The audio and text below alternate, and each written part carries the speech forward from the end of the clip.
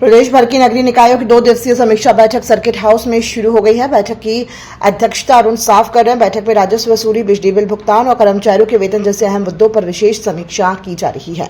इसके साथ ही नालंदा परिसर, जल प्रदाय व्यवस्था और 15वें वित्त आयोग के फंड के उपयोग पर भी फोकस रखा गया है।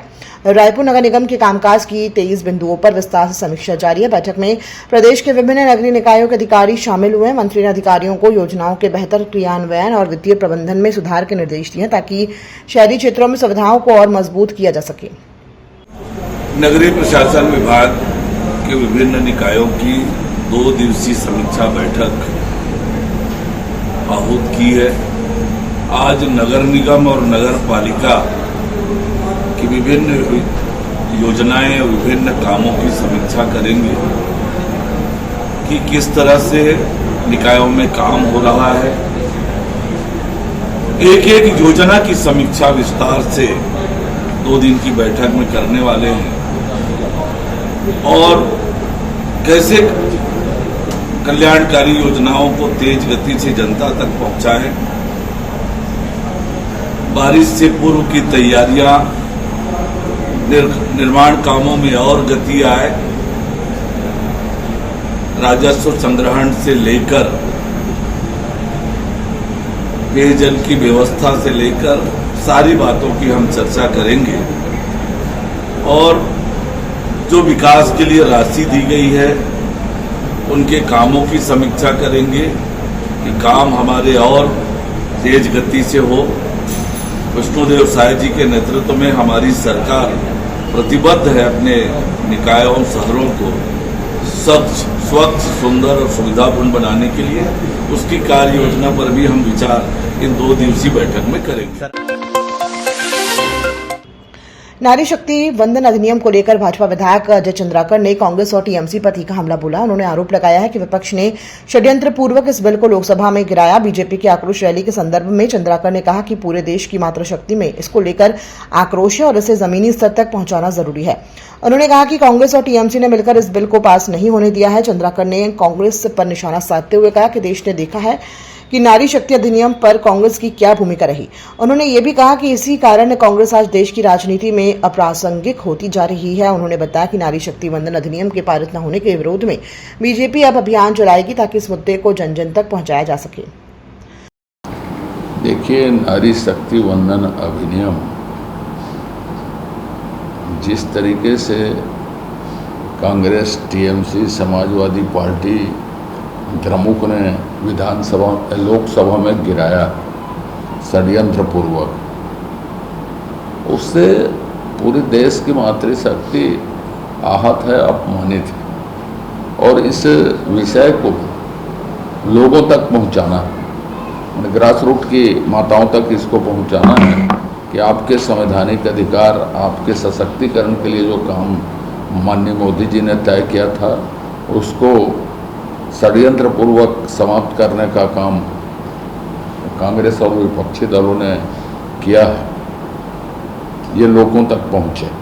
कांग्रेस के प्रेस कॉन्फ्रेंस में रखा क्या है, उन्होंने जो किया है वो तो पूरे देश ने लाइव देखा और जो जो टिप्पणियां की हैं वो लाइव देखा। महिला सशक्तिकरण के साथ उन्होंने परिसीमन को जोड़ दिया। आज माननीय गृह मंत्री, केंद्रीय गृह मंत्री जी का बयान है, आपने पढ़ा होगा, लक्षद्वीप में कितने वोट से सांसद चुन के आ रहे हैं और गाजियाबाद में कितने वोट से, दिल्ली में कितने वोट से बन रहे हैं।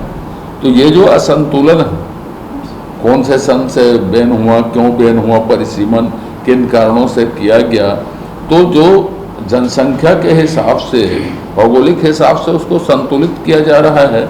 इसमें भी यदि कांग्रेस को राजनीति दिखती है तो कांग्रेस के बारे में इतना ही कहना चाहूँगा कि ये देश की राजनीति से अप्रासंगिक ऐसे ही दृष्टिकोण के कारण हुई है।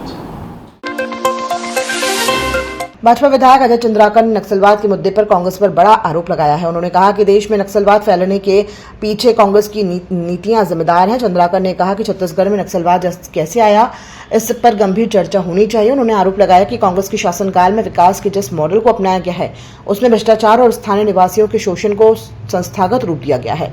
उन्होंने कहा कि इसी कारण नक्सलवाद को बढ़ावा मिला और क्षेत्र लंबे समय तक प्रभावित रहा। नहीं, मैं तो शुरू से बोलता हूँ इस बात को कि छत्तीसगढ़ में या देश में नक्सलवाद आया कब, क्यों आया। अब समाप्त हो गया, उस पर चर्चा नहीं करनी चाहिए। आया क्यों? क्योंकि कांग्रेस के शोषण और विकास का जो मॉडल था, जिसमें भ्रष्टाचार को तत्कालीन दौर में और वहाँ के इनोसेंट जो निवासी थे उनके शोषण को उन्होंने संस्थागत रूप दिया, उसके कारण से ही यह फैला। महिला आरक्षण बिल को लेकर देश के साथ साथ छत्तीसगढ़ की राजनीति भी गर्मा गई है। कांग्रेस ने बीजेपी पर महिलाओं को गुमराह करने का आरोप लगाया है। जिला शहर कांग्रेस अध्यक्ष शिव कुमार मेनन ने प्रेस कॉन्फ्रेंस में कहा कि महिला आरक्षण बिल साल 2023 में संसद से पास होकर कानून बन चुका है, लेकिन बीजेपी इसे लेकर भ्रम फैला रही है। उन्होंने आरोप लगाया कि बीजेपी इस मुद्दे को दोबारा उठाकर महिलाओं की सहानुभूति हासिल करना चाहती है। कांग्रेस का कहना है कि केंद्र सरकार चाहे तो तुरंत 33% महिला आरक्षण लागू कर सकती है, लेकिन इसे जनगणना और परिसीमन से जोड़कर टाला जा रहा है। कांग्रेस नेताओं ने प्रधानमंत्री नरेंद्र मोदी और गृह मंत्री अमित शाह पर भी निशाना साधते हुए कहा कि एक कूटनीतिक कदम है जिसका कांग्रेस विरोध कर रही है। 2023 में नारी वंदन विधेयक पास हो चुका है।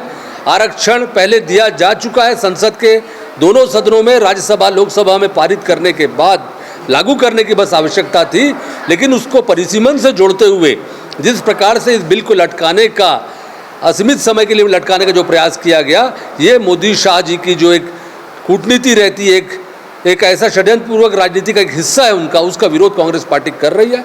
और हर जिले में माताएं, बहनें, हर कोई इस बात को समझने लग गया कि भाजपा का चाल चरित्र और चेहरा, जिस पार्टी ने कभी भी अपने शीर्ष पद पर, चाहे भाजपा के अंदर में महिला अध्यक्ष बनाने का मामला हो, चाहे आरएसएस के अंदर में सरसंघ चालक बनाने का मामला हो या संगठन मंत्री बनाने का काम हो, कभी भी महिला को मौका नहीं दिया गया, वो लोग आज महिला हित की बात कर रहे हैं। इसलिए कांग्रेस पार्टी विरोध कर रही है।